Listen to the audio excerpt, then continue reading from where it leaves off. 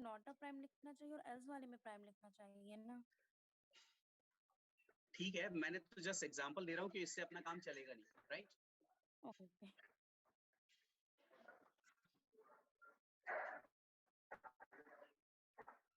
ये तो सिंपल ये एक्सप्लेन कर रहा है कि ये इतनी बार प्रिंट कर रहा है, जबकि हमें सिर्फ एक ही बार प्रिंट करना है। तो हमें ये जो प्रिंट है इनर लूप के अंदर लगा रखा है, इसे हमें लूप से बाहर निकालना पड़ेगा। ठीक है, अभी हटा दूंगा इसे मैं, डोंट वरी। सर इसमें ब्रेक का यूज कर सकते हैं? कर रहे हैं बेटा, कर रहे हैं, ब्रेक यूज करेंगे, ब्रेक का ही प्रोग्राम समझा रहा हूं मैं अभी आपको, है ना? तो आपने देखा जब 9 के लिए हम चेक कर रहे हैं तो हमें इतने तो स्टेटमेंट प्रिंट करने ही नहीं है, हमें तो एक ही प्रिंट करना है। सो अगर आप ये बोले कि सर लूप के अंदर ही प्रिंट कर दो तो गलत है।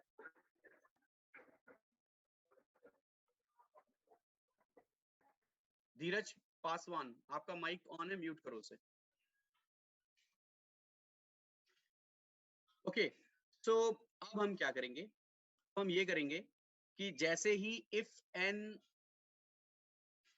i से डिवाइड हो गया, so now we know that n is not a prime. For example, ध्यान से देखिएगा यहाँ पर,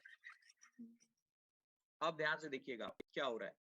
फॉर एग्जाम्पल हम बात कर रहे हैं अभी 9 की, ये यहाँ पर लिखा हुआ है, देखिए ध्यान से इधर, ये वाला एग्जाम्पल। पहले हम 2 से चेक करेंगे, डिवाइड नहीं हुआ, so we will continue in the loop for i की वैल्यू 3।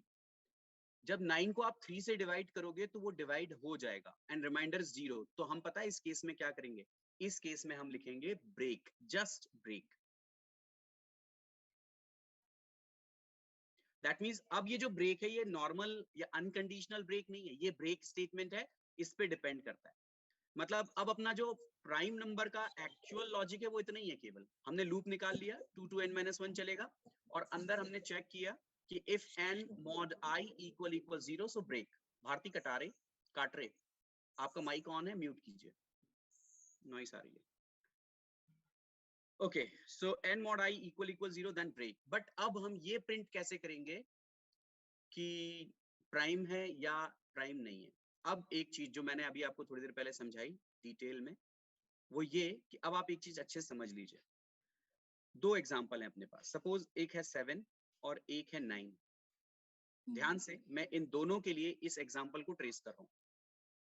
अगर n की वैल्यू 7 है तो, और n की वैल्यू है 9 तो, अब आप ध्यान से देखिएगा कब 7 is prime and 9 is composite. हम देखते हैं कि 7 के केस में हम कब बाहर निकलते हैं, ब्रेक करके या लूप पूरा चला करके, और 9 के केस में हम कब बाहर निकलते हैं, ब्रेक करके या फिर लूप पूरा चला करके।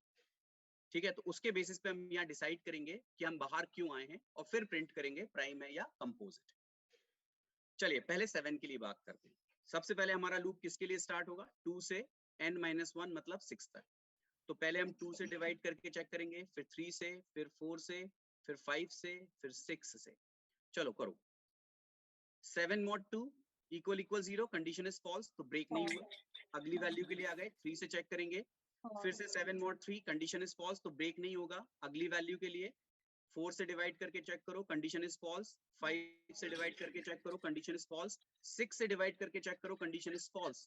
एंड द टाइम जब आपकी ये कंडीशन फॉल्स हो रही है, अब हो जाएगी आपके i की वैल्यू 7, और अब ये कंडीशन हो रही है फॉल्स। ध्यान से देखिएगा, यस सर।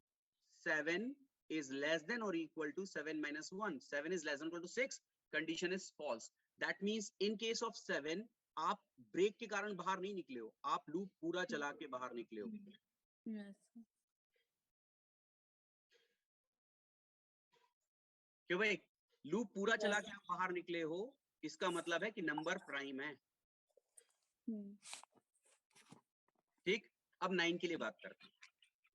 9 के लिए सबसे पहले लूप चलेगा 2 के लिए।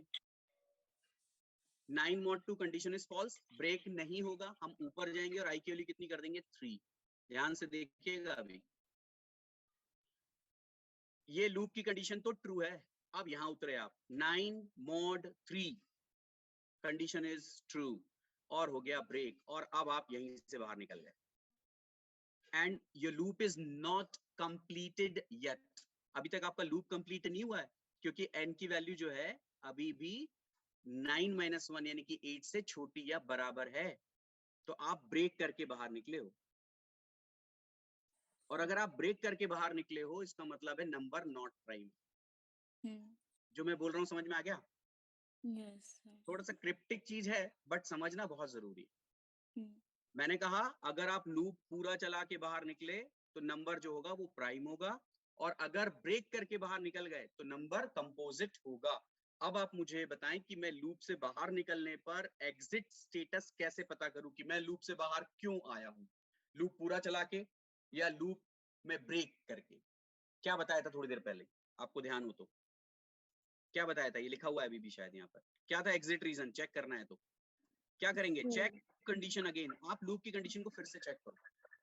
अगर लूप की कंडीशन ट्रू है तो ब्रेक करके आप बाहर निकले हैं, और अगर लूप की कंडीशन फॉल्स है तो आप लूप कंप्लीशन के कारण बाहर निकले हैं। अब आप देखिए यहाँ पर लूप की कंडीशन में एक और बार चेक करूंगा। लूप की कंडीशन है मेरे पास if I is less than or equal n minus 1। अगर ये ट्रू है, अगर ये ट्रू है अभी भी, तो मतलब मैं ब्रेक करके बाहर निकला हूं और नंबर जो है वो मेरे पास प्राइम नहीं है, तो मैं लिख दूंगा print F not a prime. Right, क्योंकि लूप कंडीशन अगर ट्रू है तो हम ब्रेक करके बाहर आए। अच्छा, और एल्स, इसका मतलब अगर लूप कंडीशन फॉल्स है तो हम लूप पूरा चला के बाहर निकले हैं, so print F number is prime. ये है भाई लूप और ब्रेक का एक्चुअल कॉम्बिनेशन, इतना बनेगा ये। मतलब लूप से आप बाहर क्यों निकले हैं, उसका रीजन क्या होता है, कैसे पता करोगे? तो आपको क्या करना है, उसके लिए लूप की कंडीशन एक और बार चेक करनी है। और अगर लूप की कंडीशन आप चेक कर रहे हैं, इसका मतलब है कि अगर लूप की कंडीशन अभी भी ट्रू है तो आप ब्रेक करके बाहर निकले हो। लूप की कंडीशन फॉल्स हो चुकी है, मतलब लूप पूरा चल गया, आपका ब्रेक नहीं चला। अब हमें सिर्फ यही डिसाइड करना था, तो हमने दो एग्जाम्पल ले लिए थे। हमें पता है कि अगर लूप पूरा चला है तो वो फिर प्राइम होता है, और अगर ब्रेक करके बाहर निकल गया तो वो नॉट अ प्राइम होता है। तो ये बनेगा हमारा प्राइम नंबर का प्रोग्राम पूरा। तो चलो हम अपने प्रोग्राम में भी चेंज कर देते हैं। यहाँ पर ये हटा देता हूँ मैं यहाँ से सब कुछ। अगर आपका नंबर आई से डिवाइड हो गया तो फिर हम यहाँ पर सिर्फ लिख रहे हैं ब्रेक, दैट्स इट। और बाहर निकल के हम एग्जिट रीजन हम चेक करेंगे कि if what, loop condition check करेंगे एक और बार। I is less than or equal n minus 1, वही के वही लूप कंडीशन लगा दी मैंने फिर से। This loop condition is true, इसका मतलब है कि हम ब्रेक के कारण बाहर निकले हैं, और ब्रेक के कारण अगर आप बाहर निकले हो तो नंबर होता है कंपोजिट, मतलब नॉट अ प्राइम। ठीक है, और अगर आप पूरा लूप चला के बाहर आए हो तो फिर इसका मतलब होता है कि नंबर जो है वो प्राइम है। तो ये हो गया prime. Now it's program check given number is prime or not। ठीक है, तो check given number is prime or not। है छोटा सा बट थोड़ा सा कॉम्प्लेक्स, राइट? इतना सा प्रोग्राम है भाई प्राइम नंबर का। और छोटा भी आप कर सकते हो, मुझे पता है इसमें कुछ नहीं है, मैं इन तीनों को एक लाइन में लिख सकता हूँ, अभी लिख दूंगा उसे, 2 लाइन में कर देंगे इसे। बट फिलहाल चलिए, हमने एग्जाम्पल दिया था 9, 9 इज नॉट अ प्राइम, बिल्कुल सही आ रहा है। हम 7 देते हैं, चेक करते हैं कितना आता है। 7 इज प्राइम। हम 3 देते हैं और चेक करते हैं, 3 भी प्राइम होता है मेरे ख्याल से। Yes, 3 is prime. और कोई नंबर जिसके साथ आप कंफ्यूज हैं वो सभी के लिए सही चलेगा। 1 क्या होता है? Neither composite nor prime. Not a prime. Prime. जो डेफिनेशन हमने, जिस डेफिनेशन को इम्प्लीमेंट किया है ना, आप केवल उसके हिसाब से काम करें। ऐसा नंबर जो 1 और खुद से डिवाइड, सिर्फ जो 1 से और खुद से डिवाइड होता है वो है आपके पास। 1 भी किसी और से डिवाइड नहीं होता आई थिंक, राइट? क्योंकि उसके और खुद के, उसके और n के बीच में कोई और दूसरा नंबर होता भी नहीं, राइट? सो 1 के लिए हम प्राइम प्रिंट कर रहे हैं, नो इश्यूज। बाकी आप इसे मैनिपुलेट कर सकते हैं, but this is what a simple program to check given number is prime और कंपोजिट। देख रहे हैं? क्वेश्चन तो ये था लूप लगेगा नहीं लगेगा? हाँ लगेगा। कहाँ से कहाँ तक चलेगा? 2 से n-1 तक, ये बन गया। और अगर नंबर 2 से n-1 के बीच के किसी नंबर से डिवाइड हो गया तो वो प्राइम नहीं होता, इसलिए हम ब्रेक करके बाहर गए और सीधे प्रिंट कर दिया नॉट अ प्राइम।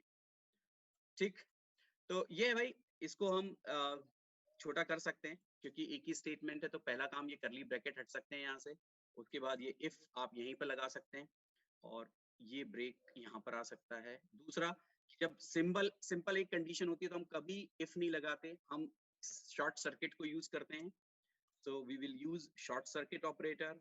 फिर यहाँ पर भी देखिए ये कंडीशन है और एक इफ स्टेटमेंट है, तो मैं इफ यूज नहीं करता हूँ, मैं क्या यूज करना पसंद करता हूँ इस केस में, कंडीशनल ऑपरेटर, राइट। और यहाँ पर हम लगाएंगे कॉलन और एल्स भी हट जाएगा, सब हट जाएगा यहाँ से, ये डिलीट।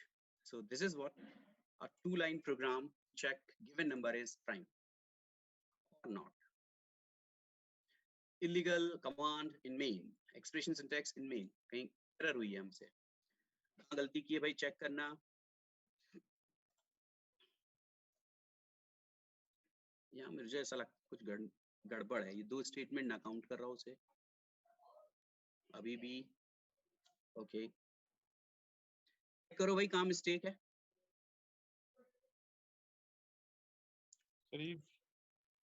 हाँ सर आपने n इक्वल टू 1 किया। नहीं तो भी क्या हो गया उसमें, उससे कुछ फर्क नहीं पड़ता है, और लूप तो यही है, n mod I equal 0 and break. Okay, I got it. समझ में आ गया वो। भाई ब्रेक ना स्टेटमेंट है, प्रॉब्लम ये है, ब्रेक इज अ स्टेटमेंट, और स्टेटमेंट को मैं ऐसे एंड के बाद नहीं लिख सकता, एंड के बाद मुझे कोई ऐसी चीज चाहिए जिसकी लॉजिकल वैल्यू हमारे पास आती हो, so we can not write like this, हमें इफ लिखना पड़ेगा यहाँ पर, एंड से नहीं होगा। अब सही है, fan mod I equal 0 break. Okay, so it's correct. भाई ध्यान रखना, मैंने यहाँ पे भी बताया था आपको कंडीशनल ऑपरेटर के साथ में, यहाँ पे आप ब्रेक, कंटिन्यू, एग्जिट नहीं लिख पाएंगे, राइट, क्योंकि वो स्टेटमेंट्स होते हैं और कोई वैल्यू नहीं देते। इस तरीके से एंड के बाद भी आपको एक लॉजिकल वैल्यू चाहिए, अदरवाइज वो एरर दे रहा है, ब्रेक नहीं कंसीडर कर रहा था। ठीक है, फाइन। सो ये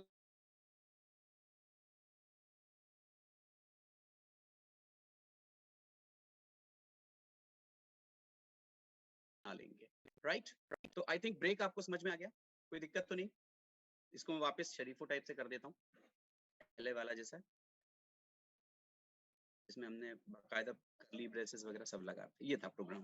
ओके, तो आगे बढ़ते हैं, और हमने सीखा ब्रेक स्टेटमेंट। ब्रेक स्टेटमेंट क्या करता है आपको समझ में आ गया?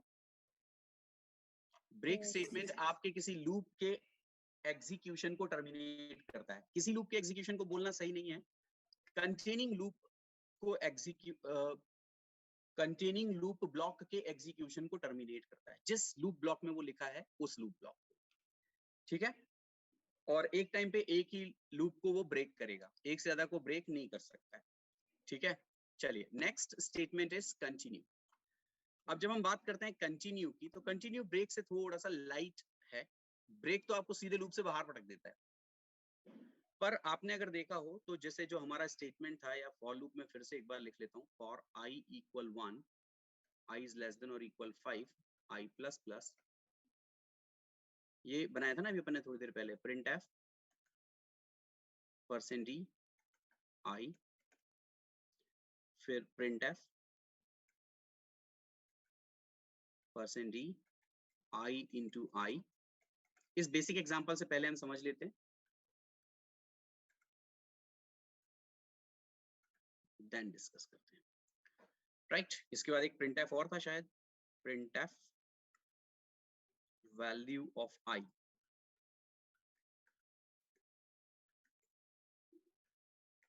ओके, ये भाई ठीक है। तो अब अगर मान लीजिए हमें इस लूप को एग्जीक्यूट करना है, और अब हम यहाँ पर कंटिन्यू स्टेटमेंट यूज करेंगे, अब हम यहाँ यूज करेंगे कंटिन्यू, राइट। और अगर आप कंटिन्यू स्टेटमेंट यूज कर रहे हैं यहाँ पर, तो कंटिन्यू स्टेटमेंट क्या करता है? सबसे पहले, उसके भी पहले आप एक चीज समझ लीजिए कि हमारा ये जो लूप है ये 5 बार चल रहा है, I की 5 अलग अलग वैल्यूज के लिए, 1 के लिए, 2 के लिए, 3 के लिए, 4 के लिए, 5 के लिए। 6 होने पर आप इस लूप से बाहर निकल रहे हैं। जब आप कंटिन्यू स्टेटमेंट यूज करते हैं तो कंटिन्यू स्टेटमेंट का मतलब होता है कि आपका लूप तो पूरा पूरा चलेगा, नो डाउट। इन्हें हम बोलते हैं इटरेशंस। 1 के लिए इटरेट हुआ, 2 के लिए चलेगा, 3 के लिए चलेगा, 4 के लिए चलेगा, 5 के लिए चलेगा। अगर आपने कंटिन्यू स्टेटमेंट लगा दिया, अगर आपने लूप में कंटिन्यू स्टेटमेंट लगा दिया, तो आपका लूप केवल करंट इटरेशन के लिए स्किप कर देता है बाद के स्टेटमेंट्स। दैट मींस अगर आपने यहाँ कंटिन्यू लगाया है ना, तो आपका लूप इन दो स्टेटमेंट्स को कभी भी नहीं चलाएगा, क्योंकि ये अनकंडीशनल कंटिन्यू है। इसका मतलब सबसे पहले आई की वैल्यू 1 होगी, 1 इज लेस देन और इक्वल 5, यस आप लूप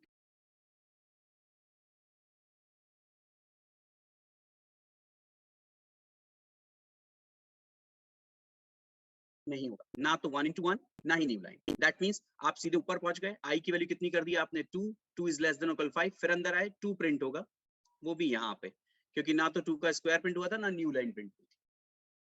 फिर अगली बार 3 के लिए आप ऊपर जाएंगे, 3 प्रिंट होगा, फिर कंटिन्यू हो जाएगा, 4 प्रिंट होगा, फिर कंटिन्यू हो जाएगा, 5 प्रिंट होगा, फिर कंटिन्यू होगा, 6 होगी वैल्यू, और 6 के लिए आप लूप से बाहर निकल जाएंगे, और फिर इसी लाइन पे प्रिंट हो जाएगा value of I 6।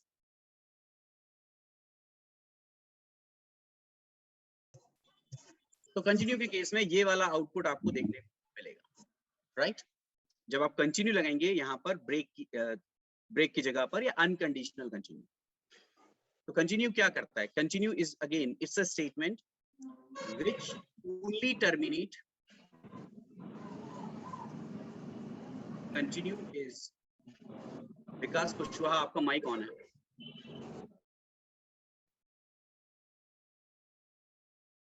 Continue is a statement which only terminate current loop iteration.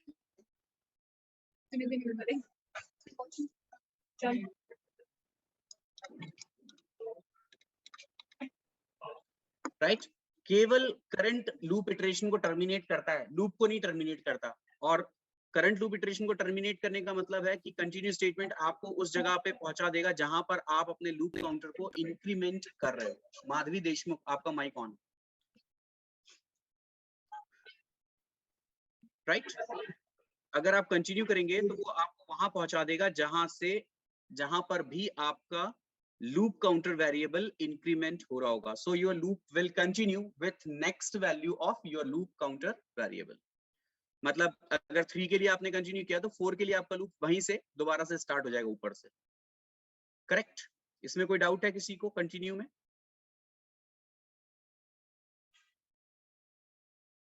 No. और कोई डाउट है किसी को इसमें?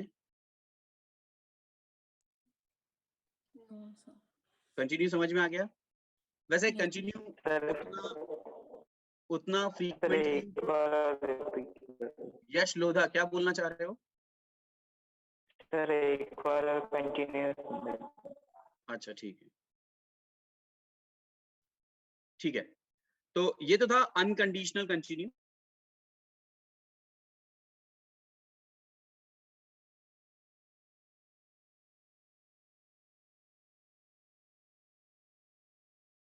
दैट मींस 1 के लिए ये वाला स्टेटमेंट चलाया, देन कंटिन्यू। कंटिन्यू का मतलब आप वापस आई की वैल्यू बढ़ा दो। ये दोनों स्टेटमेंट चलाओ ही मत, छोड़ ही दो इन दोनों। ये दोनों स्टेटमेंट्स एग्जीक्यूट ही नहीं होंगे, राइट? 2 के लिए भी सिर्फ 2 प्रिंट किया, फिर कंटिन्यू हो गया, मतलब फिर ये दोनों स्टेटमेंट नहीं चले। कंटिन्यू का मतलब है आप बाहर नहीं निकलोगे, आप अपने लूप में ही या लूप को ही अगली वैल्यू के लिए एग्जीक्यूट करोगे। जैसे 1 के लिए आपने कंटिन्यू कर दिया तो 2 के लिए चालू हो जाएगा लूप, 2 के लिए कंटिन्यू कर दिया तो 3 के लिए चालू हो जाएगा, 3 के लिए कंटिन्यू कर दिया तो 4 के लिए चालू हो जाएगा, राइट? कंटिन्यू स्टेटमेंट चला के भी देखते हैं। फॉर एग्जाम्पल अब मैं यहाँ पर लूप तो पूरा चला देता हूँ, एन हटा भी देता हूँ, यहाँ पर भी लूप अपना कर देते हैं 1 लेस देन और इक्वल 5।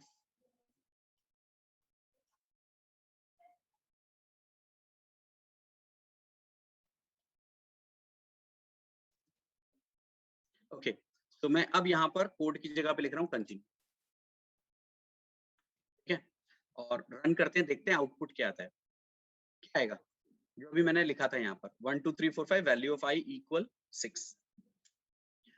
इसका मतलब ये हुआ कि आई के लिए 1 के लिए चला, फिर यहीं से कंटिन्यू हो गया, पता है, यहाँ से वापस ऊपर पहुंच गया। मतलब ये दो लाइनें हर बार छोड़ दी, ये वो लाइन्स हैं जो कभी नहीं चलेंगी इस केस में। पर हाँ, अगर हम यहाँ पे कंटिन्यू को भी कंडीशनल कंटिन्यू कर दें, जैसे मैं लिख दूं यहाँ पर आई इक्वल 3 और आई इक्वल 5 तो कंटिन्यू।